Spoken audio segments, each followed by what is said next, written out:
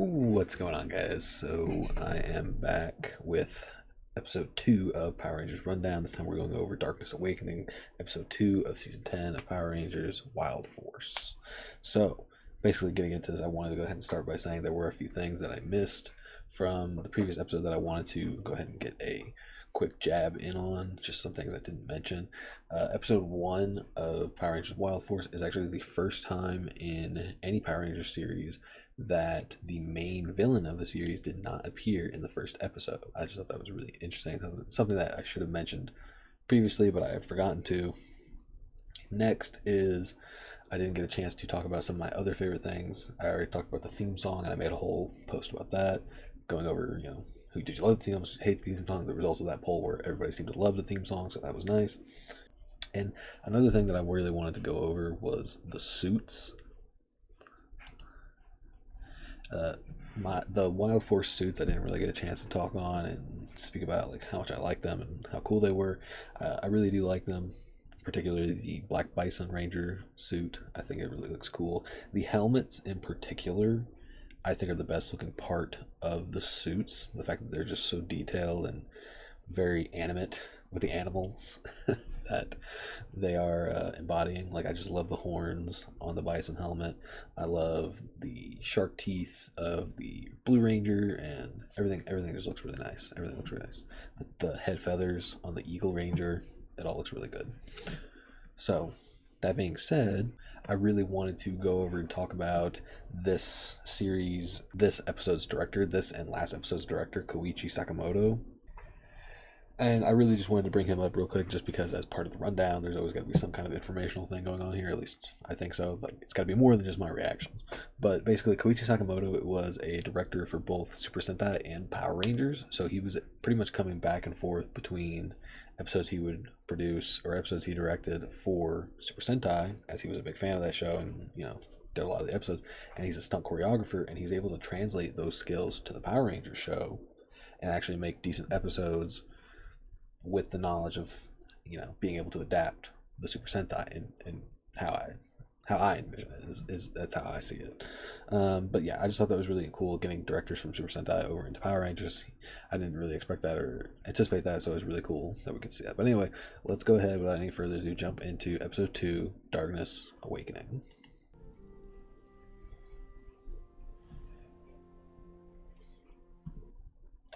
Interesting to note that this is the second episode and Cole's still not in his opening theme song look. He's not in his established look yet. He's still in his Jungle Boy look. How do you find time to save the world and go to school? Just kind of a age-old question when it comes to any of the Power Rangers. How are you able to do anything outside of being a Power Ranger? With how demanding this job is.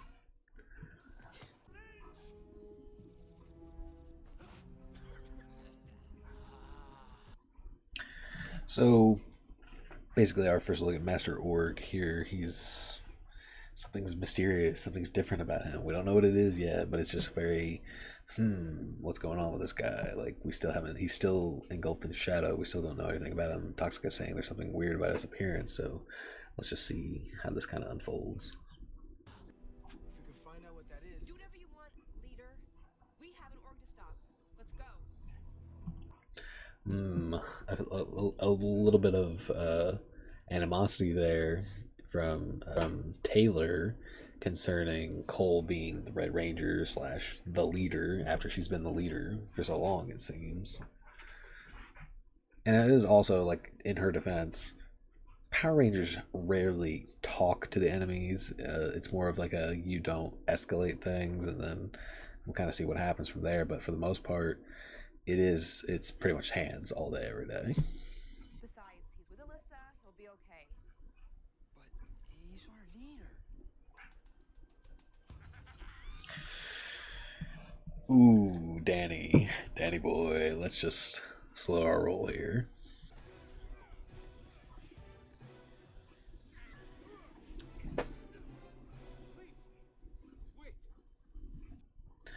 I really like Cole's fighting style in this. It's very wild and animalistic, just the way he's kind of crouched over, spinning around, jumping through the air. It's very jungle-esque, and I like that attention to detail because that is just who Cole is. He's not some martial arts prodigy right off rip. He's still a guy just raised in the jungle.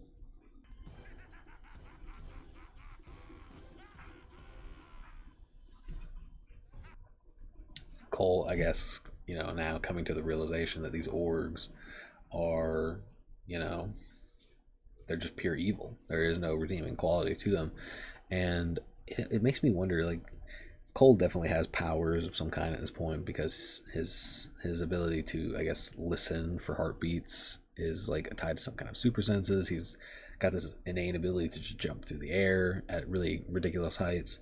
So Cole's definitely got some kind of civilian powers, just like outside of being a ranger. That's very outside my purview of how that would work.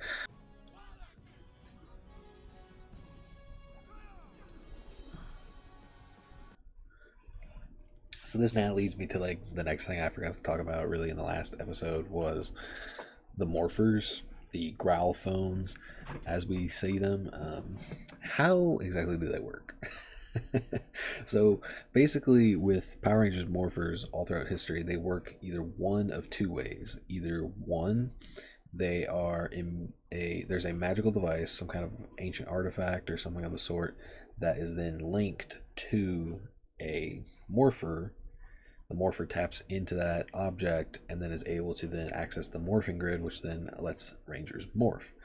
So think of like the original Mighty Morphin Power Morpher with the Power Coin and the Morpher, or the Morphers from Power Rangers Lost Galaxy, where they are the Quasar Sabers and the Morphers.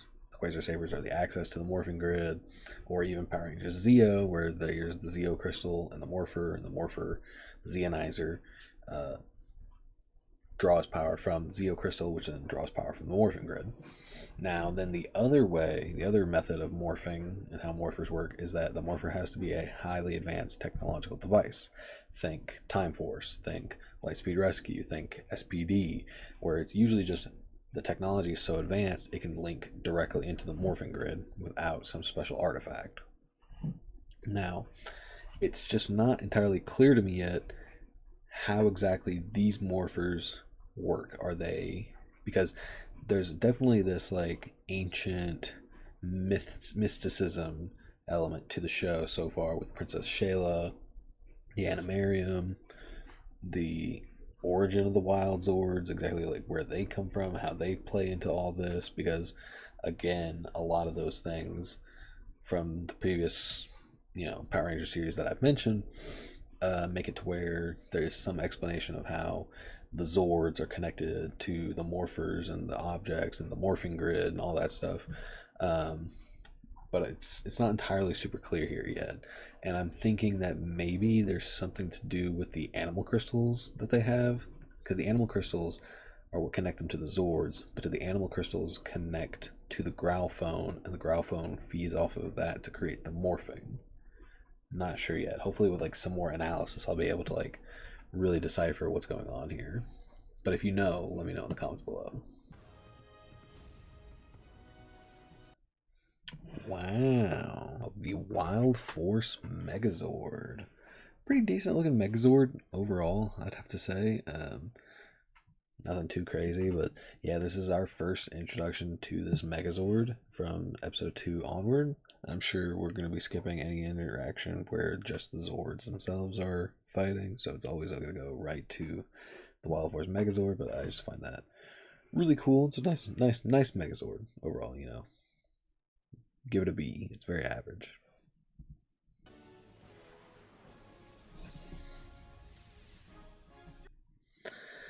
The CGI in this show, not doing it. I could forgive a lot of it, like with the giant mechs and stuff like that, the Wild Zords, all these guys. I can forgive it for the most part because I know it's like 2002, 2003. The technology wasn't really there, so I'll let it slide, but I do want it to be known that yes, I understand it's awful. But it's part of the charm. We're here for the charm. Soon they shall feel the wrath of 3,000 years of vengeance.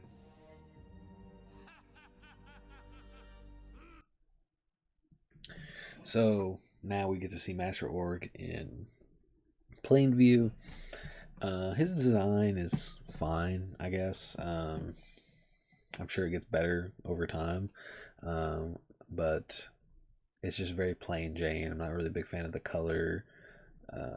It's all just like one big blob of a design that kind of like melds into itself. So I'm not really super impressed with it based on a lot of the other main villain designs that I've seen in the past with other series. You know, Mesogog comes to mind from Power Rangers Dino Thunder, Rancid comes to mind from Time Force. So there's just better designs for main villains so far.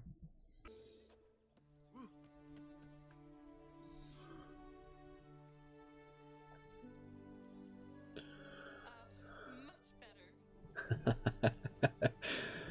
Nice. So we finally get to see Cole in his new attire, his like opening theme attire. So that's very nice, and that's a nice little sweet thing that the guys did for him. So I'm liking that we're starting to see them try to actually integrate Cole into their team over the course of an episode at least. There's some development there. It wasn't just episode 2, boom, you're part of the squad now. So I think that's really nice. Perfect, perfect, perfect, perfect. So yeah, that was a pretty decent episode. Really good episode 2. And yeah. So IMDb gives that episode a 7.5 out of 10. I'm going to call it just an even 7 out of 10 for myself, just because I thought it was fun. I thought it was okay. I like that if you kind of just take the first and the second episode and kind of play it side by side, you'll have more of this like progression of an episode. Like if it was a legit two-parter, I don't know why it's not exactly a two-parter. I don't know if there was any way that they could have maybe worked that better together so that they would flow better together. Um, but in terms of being a continuation of the story so far, where we get to actually see the Rangers interact more, see Cole kind of like come to understanding of his role as not only the leader, but as just this guy in this war against these orgs and just kind of like who they are, I think it's really good. I think it's really nice. I think it's really nice. So, yeah, in the poll for this episode, we're going to have it be, do you like the Power Ranger suits and which one is your favorite? It's probably just going to be, do you guys like the Power Ranger suits? Yes or no? But anyway, that is going to be it for this episode. I hope you guys enjoyed, and I will definitely check you guys later.